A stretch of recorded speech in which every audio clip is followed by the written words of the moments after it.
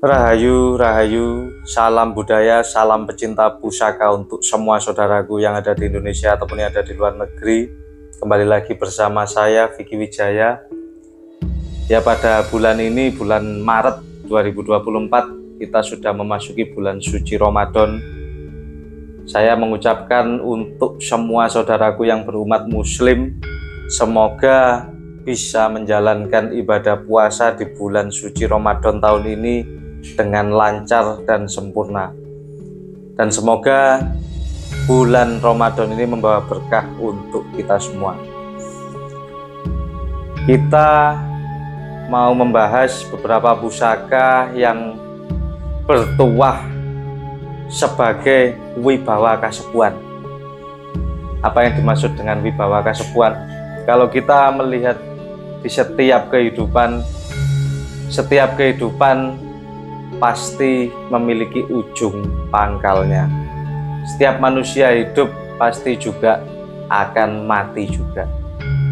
Setiap agama mengajarkan kita tentang hal-hal kebaikan, kebijaksanaan, saling berbagi dengan sesama untuk menuju dalam kehidupan selanjutnya. Jadi setelah kehidupan kita di dunia, beberapa agama mengatakan akan ada kehidupan selanjutnya. Untuk mencapai kehidupan yang baik di kehidupan selanjutnya, di dalam tataran agama ada aturan-aturan agar hendaknya manusia itu baik kepada sesama, berbuat baik, berperilaku adil, berperilaku suka membantu, dan ada nilai-nilai norma yang ditanamkan, ajaran-ajaran agama agar manusia selalu berada dalam relnya atau selalu menjauhi larangannya dan menjalankan perintahnya, seperti itu. Nah, kalau membahas kehidupan sesudah kehidupan yang kita jalani, ini tiap agama memiliki keyakinannya masing-masing. Tapi yang pasti setiap agama meyakini bahwa setelah kehidupan ini akan ada kehidupan lagi yang lebih kekal. Dan di sana penentu nasib kita di kehidupan selanjutnya adalah ketika kita hidup di dunia ini, bagaimana perilaku kita, bagaimana sifat-sifat kita, bagaimana kebiasaan kita. Maka diatur dalam agama ada hal-hal yang diwajibkan ataupun disarankan untuk melakukannya, yaitu hal-hal kebaikan untuk mencapai ketenangan dan hidup yang lebih baik. Jadi temanya pada kali ini adalah apa yang diperlukan untuk mencapai ketenangan ataupun hidup yang lebih baik dari sebelumnya. Apa yang diperlukan agar manusia ini bisa mencapai titik kehidupan yang adem, ayem, tentrem, ya, enak, tenang, dan indah. Karena itu semua rangkaian itu adalah suatu harapan setiap orang. Hampir setiap orang memiliki harapan bagaimana caranya hidup tenang, tentram, bahagia. Ya. Nah, kalau di dalam agama diatur yang tadi yang sudah saya jelaskan. Setelah kehidupan ini ada kehidupan lagi, dan untuk mencapai kehidupan selanjutnya agar mencapai kebahagiaan, ketentraman, dan kebaikan, selamat di akhirat, maka Anda juga harus baik di dunia. Itu dalam putaran agama. Setidaknya kita bisa mengusahakan dulu untuk hidup dengan baik, tenang, dan tentram di dunia ini dulu. Bagaimana caranya dan apa pusaka penunjangnya? Saya akan mereview salah satu pusaka saya. Ya, ini warangkanya pendoknya perak, bekas disepuh emas lawas, dan warangkanya ini kayu timoho, lawas timoho. Ini model ladrang ya, ladrang Solo ini. Ladrang Solo, timoho lawas, Handle-nya juga, pendoknya perak, bekas disepuh emas, lawasan, lawas origawan semua. Kita buka pusakanya.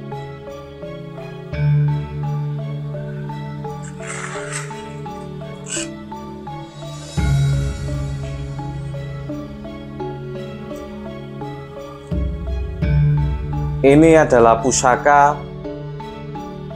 Mataram. Tadi kita membahas dengan tema untuk mencapai ketenangan hidup. Apa hubungannya dengan pusaka? Kita bahas satu persatu. Ini pusaka dengan dapur Parung Sari Luk 13. Ricikan pusaka Parung Sari. Di sini ada pijetan, di sini ada tikel alis, di sini ada sogokan rangkap 2, luknya 13, ada greneng, ada lambe gajahnya 2, ada jalen, ada kembang kacang. Sangat mirip dengan sengkelat luk 13. Bedanya apa? Kalau sengkelat lambe gajahnya ini hanya ada 1, kalau Parung Sari ada 2. Ya. Luknya sama-sama 13. Ini pusaka Mataram. Kita bahas dulu filosofi dapur Parung Sari yang membawa dampak dalam kehidupan sang pemilik pusakanya.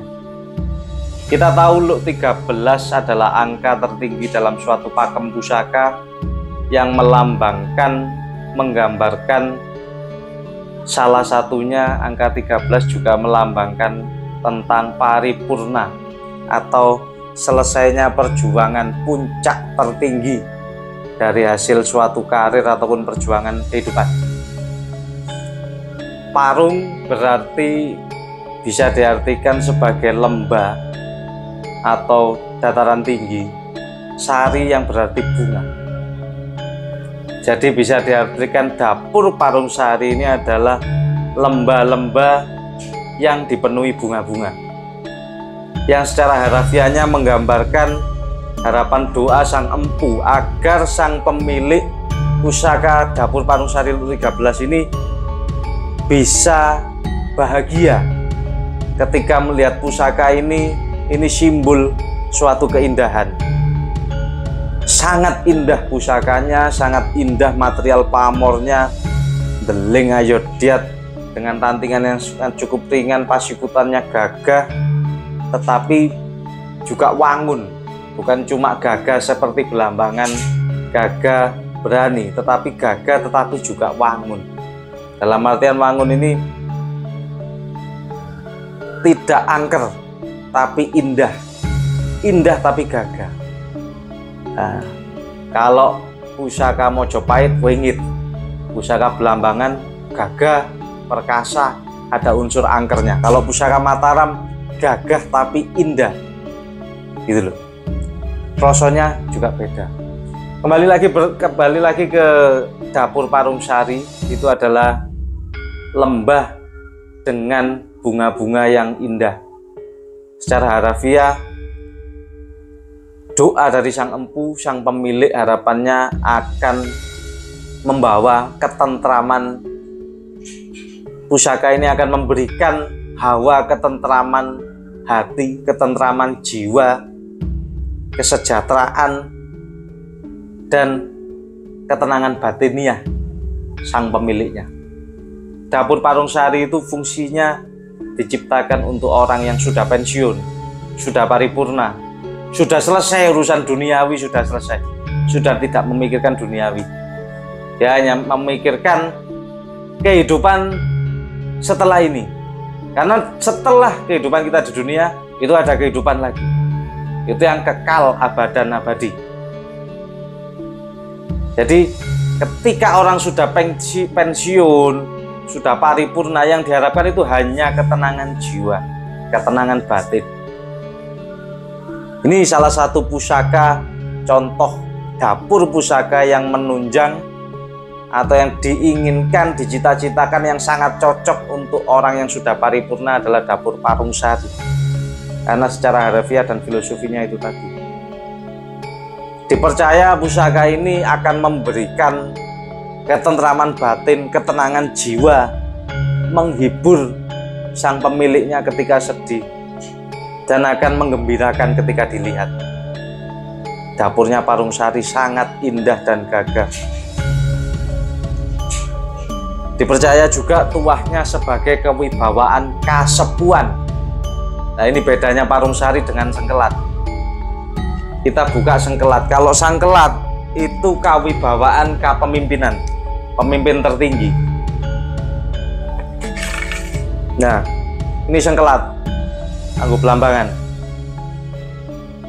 Sama-sama Lu 13, bedanya di sini. Lambe gajahnya Sengkelat cuma 1. Lambe gajah. Setelah kembang kacang ini ada lambe gajah. Kalau ini jalet. Ya.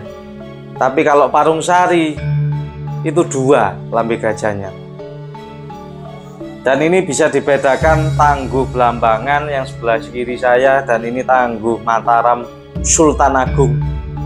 Pasikutannya sudah berbeda, panjangnya aja sudah berbeda. Ketika berbicara pusaka Berangwetan, Belambangan, Madura, dan sebagainya, panjangnya bisa mencapai 40 cm lebih. Kalau Mataram sudah ada ukuran standarnya, apalagi Mataram Sultan Agung, ya sudah standarnya 35 sampai 36 cm. Jadi keris-keris ini ada pakemnya, ada pasikutannya. Beda lagi kalau berbicara dapur Korowelang Luk 13. Ini juga Tangguh Belambangan, tidak ada sogokan, polos, tidak ada sogokan, hanya pijetan, kembang kacang, lambe gajah 1, jalen 1. Namanya dapur Korowelang. Kolowelang. Ya. Ini beda lagi, pasikutannya, rosonya sudah beda lagi. Oke, kembali lagi ke bahasan yang pertama tadi. Jadi pusaka ini memang sudah sangat cocok untuk orang yang paripurna. Kewibawaannya pusaka Parung Sari adalah kewibawaan kasepuan, sedangkan Sengkelat kewibawaan kepemimpinan. Pemimpin pada puncak tertinggi yang membutuhkan wibawa biasanya pasti memang butuh keris-keris Sengkelat. Itu ada filosofinya, ada sejarahnya. Nah, kita menilai lagi dari pusaka ini, kalau kita lihat pamornya ini bisa dikatakan masuk jaringan kebak, full pamor di tengah. Meskipun seloroknya masih terlihat jelas, geger sapinya, odo-odonya ini sangat gagah sekali pusaka ini. Dan yang menjadi sorotan saya, materialnya ini meteor. Materialnya meteor. Trap pamor itu melebar ke samping, ke kiri, kanan. Bahkan sampai di sogokannya ini penuh dengan pamor. Ini adalah salah satu ciri empu buatan Empu Guling era Mataram Sultan Agung. Ada yang menyebutkan beberapa cirinya. Gonjonya pasti wulung, kemudian di dalam sogokan ini penuh dengan pamor. Ini tekniknya sulit. Di dalam sogokan ini penuh dengan pamor, tidak mudah. Materialnya mubiar, indah dilihat, pasikutannya gagah. Bisa jadi ini adalah Tangguh Guling, Empu Guling Mataram Sultan Agung. Yang dimaksud guling itu adalah agul-aguling, andalan, pusaka andalan dari keraton Mataram Sultan Agung. Pada era Mataram Sultan Agung itu ada pusaka buatan Empu Guling yang terkenal ampuh, sakti, yaitu bagus secara luar dan dalam. Maksudnya apa? Secara luar dan dalam. Secara luarnya, secara pandangan fisiknya, pamornya pilihan, fisiknya sangat gagah, pasikutannya enak dilihat, gagah, materialnya tidak main-main, material pamor ini meteor, dan baik secara dalam, rosonya isoteri. Meskipun pusaka Mataram tetapi masuk di hati. Saya tidak gampang pusaka Mataram masuk ke rasa, saya tidak gampang karena saya sudah biasa memegang pusaka-pusaka Mojopahit, Belambangan, Singosari. Tapi untuk pusaka Mataram yang satu ini saya akui ini sangat luar biasa. Rasanya pun sangat luar biasa, tidak main-main. Saya rasa ini juga sudah layak disebut pusaka Guling Mataram. Karena dari material pamor seperti ini luar biasa, tatanan pamor, gagahnya Pasikutan secara fisiknya dulu ini sudah sangat indah dan luar biasa. Dengan warangka yang pendok perak bekas disepuh emas, ini juga menandakan bukan milik orang sembarangan ya. Dan secara rasa ini masuk luar biasa rasanya. Ya mungkin itu yang bisa kita bahas pada kali ini saudaraku.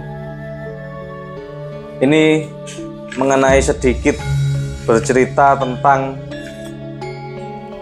kehidupan setelah kehidupan.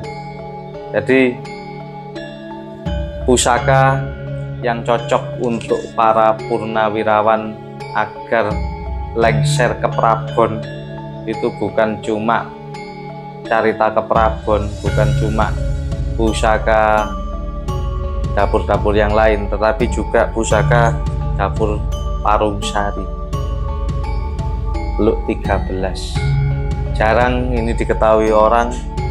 Yang orang tahu hanya Parungsari sebagai pasangan Kengkelat.